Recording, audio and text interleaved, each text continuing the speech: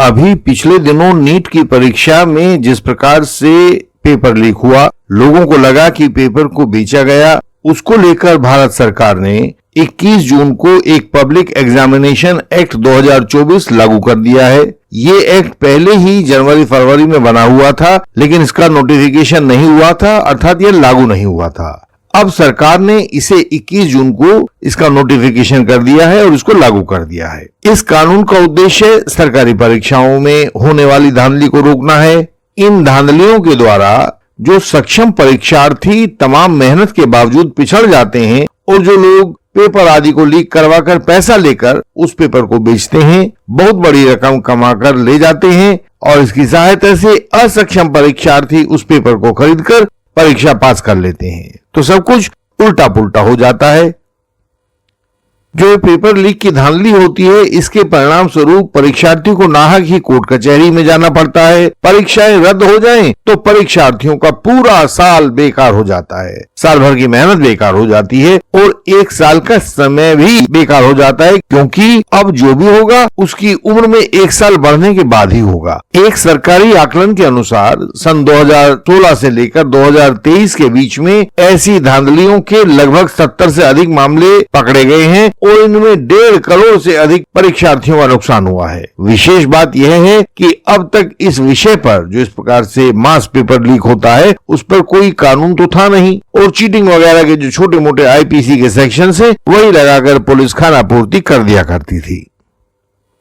अब सरकार ने यह नया कानून बनाया है। यह कानून 2024 का बिल नंबर 15 है और इसका पूरा नाम public examination prevention of unfair means bill 2024 था, जो नोटिफिकेशन के बाद public examination prevention of unfair means act 2024 बन गया है। हमारे विद्वान व्यूअर्स, आप सभी जानते हैं कि जो संसद में प्रस्ताव प्रस्तुत किया जाता है उसको बिल कहते हैं और जब मतदान आदि की पूरी प्रक्रिया हो जाती है, राष्ट्रपति महोदय के हस्ताक्षर हो जाते हैं, उसके बाद फिर इसका नोटिफिकेशन हो जाता है राष्ट्रीय गजट में, तो तब हम इस प्रस्ताव को, जो पहले बिल कहलाता था, अब उसको एक्ट कहने लगते हैं। पब्लिक एग्जामिनेशन किस परीक्षा को कहा जाता है, इस बात को इस एक्ट के कानून के सेक्शन 2K में परिभाषित किया गया है।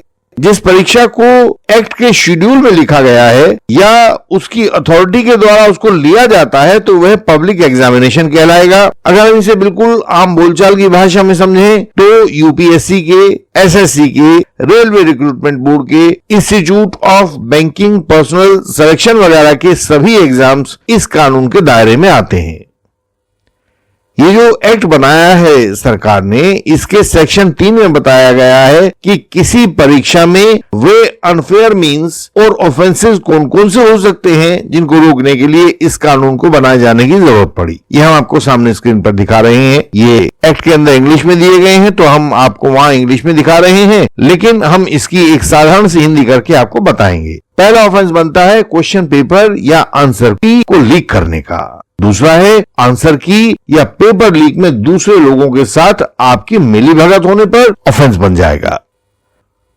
तीसरा है बिना अधिकार प्रश्न पत्र या OMR शीट देखने या अपने पास रखने पर। परीक्षा भवन से आप अपनी शीट को बाहर नहीं ला सकते हैं, लाएंगे तो अब यह एक ऑफेंस बन जाएगा। चौथा है परीक्षा के दौरान किसी भी अनधिकृत व्यक्ति के द्वारा एक या ज्यादा सवालों के उत्तर बताने पर। पहले होता था ना कि ब्लूटूथ लगा लिया कान में और बाहर बैठ के उत्तर बता रहा है, तो ऐसा करने से अब यह एक परीक्षा का ऑफेंस बन जाएगा। पांचवा है परीक्षा में कैंडिडेट को किसी भी तरह से डायरेक्ट या इनडायरेक्ट तरीके से उत्तर लिखने में मदद करने पर। आंसर शीट या OMR शीट में गड़बड़ी की जाएगी तो भी यह एक परीक्षा का ऑफेंस बन जाएगा और यह छठा ऑफेंस होगा। सातवां ऑफेंस है बिना अधिकार या बिना किसी बोनाफाइड एरर के असेसमेंट में कोई हेरफेर करने पर। जो इसमें मार्किंग की जाती है उसमें यदि आपने कोई गड़बड़ी की तो यह भी अपने आप में एक ऑफेंस होगा। किसी भी परीक्षा केंद्र के लिए सरकार द्वारा निर्धारित मानकों और नियमों की जानबूझकर अनदेखी या उल्लंघन करने पर। सरकार ने कहा कि 200 मीटर की दूरी तक जन सामान्य इकट्ठे नहीं होंगे, लेकिन वहां के एडमिनिस्ट्रेशन ने 50 मीटर की दूरी तक या उस स्कूल के प्रांगण तक ही उन बाहर के लोगों को अलाउ कर दिया है, तो यह एक ऑफेंस हो जाएगा। 9वां है, किसी भी ऐसे दस्तावेज से छेड़छाड़ करने पर जो कैंडिडेट की शॉर्टलिस्टिंग या उसकी मेरिट या उसके रैंक को निर्धारित करने के लिए जरूरी है। पहले पैसे देकर लोग बाग अपनी मार्किंग ऊपर नीचे करवा लिया करते थे, मेरिट को बढ़वा लिया करते थे, वह अब गलत हो जाएगा और वह अपने आप में एक ऑफेंस हो जाएगा।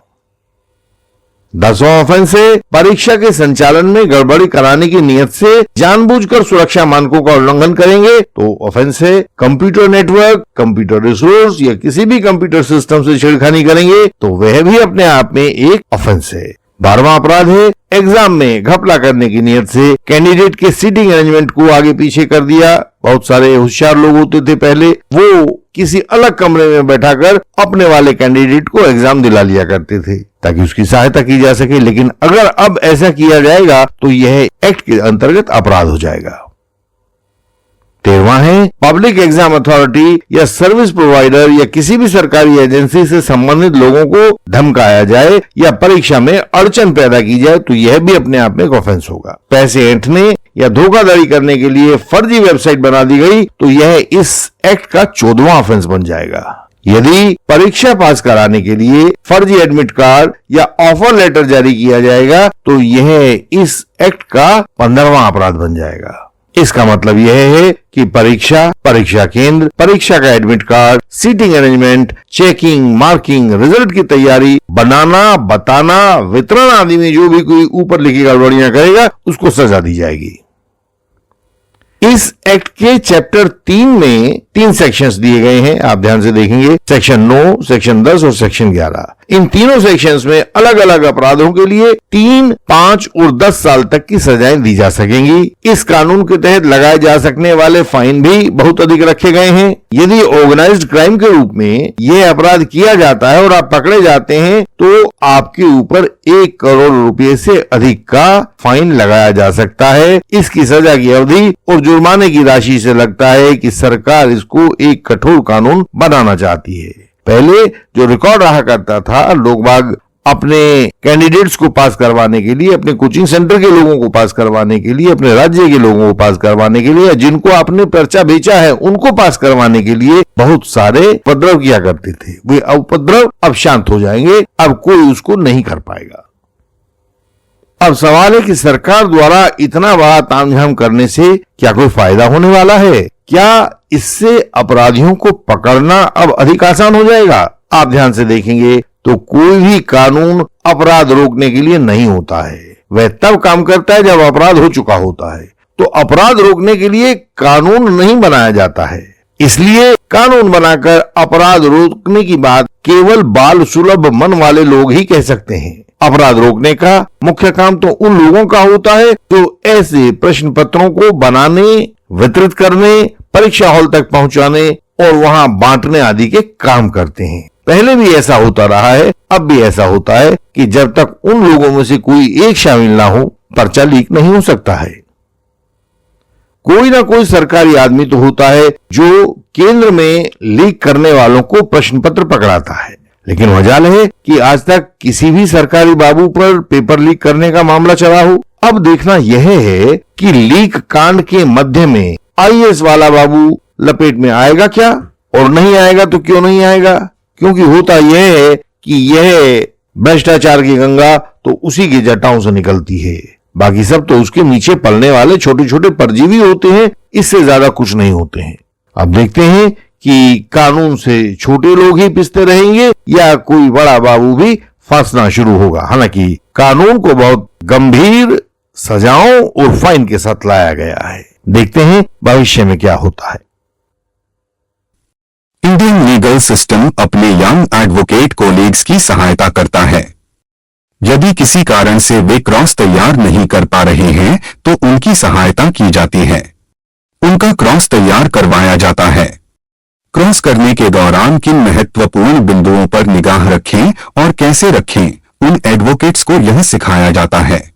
किस स्टेज पर क्या करें ताकि वे अपने काम में सफल हों, यह बताया जाता है।